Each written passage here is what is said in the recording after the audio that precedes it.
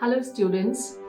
So for your next class, I'm going to take you back to 2020 when the whole world was still recovering from the COVID crisis. We all know how difficult those days were. We don't even want to remember those times.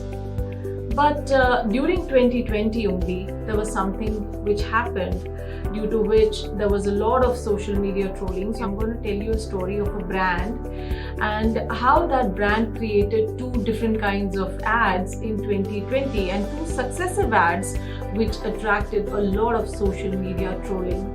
Let me give you the background to this. So in August 2020, Ajay Chawla, who was the Chief Executive Officer of the jewelry division of the Titan company, he was optimistic about his plans. He was planning that this is how, since the festive season is approaching, so we have our plans properly set and this is how we're going to proceed. So they had certain, product range and advertisement was done, the date was decided, everything was done. So he was just thinking to himself, and I'd like to quote that particular sentence. Mr. Chawla said, "If I go by how things are right now, there's no reason why we won't see a good festive season." So, by this thinking process of Mr. Chawla only, you can figure out how optimistic he was about the kind of, appreciation or the positivity the whole planning is going to garner. However, it turned out to be totally opposite. He was so optimistic. He thought that, we're going to have Tanishq as a brand is going to have its presence across all social media platforms.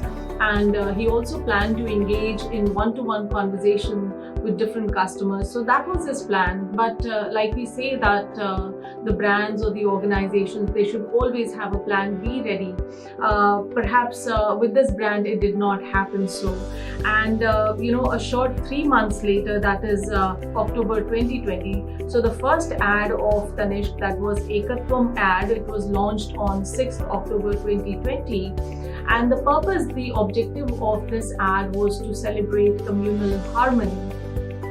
In that ad, what I would like to tell you is that Tanishq has always come out with some groundbreaking concepts. Tanishq has always tried to create something new out of the box, whether it relates to remarriage of the women, or probably celebrating the beauty in all complexions and colors, or probably for that matter, it is interfaith marriage, or celebrating communal harmony, or saving the environment. So it always comes out with a very unique and a new objective that is always maybe in some cases it can be little rebellious as well. So the Ekatvam ad of Tanishq was launched on 6th October 2020, where the objective was to celebrate communal harmony.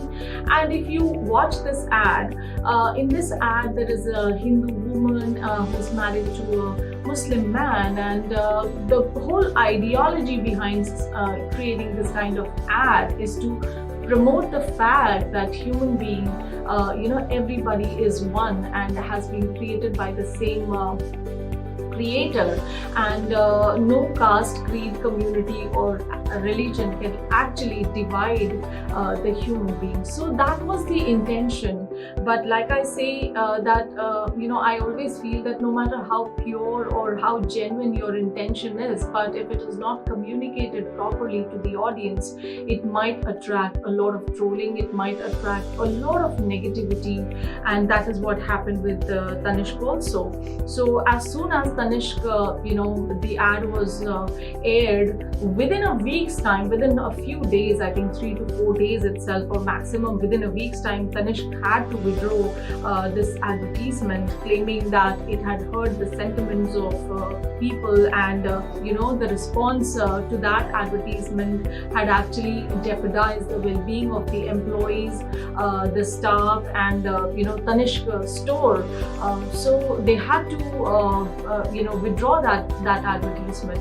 So imagine I'm talking about 6th October 2020, and immediately after that, in November, it was the moment of Diwali, and Diwali is a great occasion, and it's all the festivals for that matter are occasions where people like to celebrate, and they don't like to be preached about how to celebrate, particularly because it is somewhere deeply connected to their religious sentiments. So, on 10th November 2020, Tanishq launched its Diwali campaign with an advertisement that suggested that the festival of Diwali needs to be celebrated without the traditional fireworks, and that attracted the ire of the people from all across the country.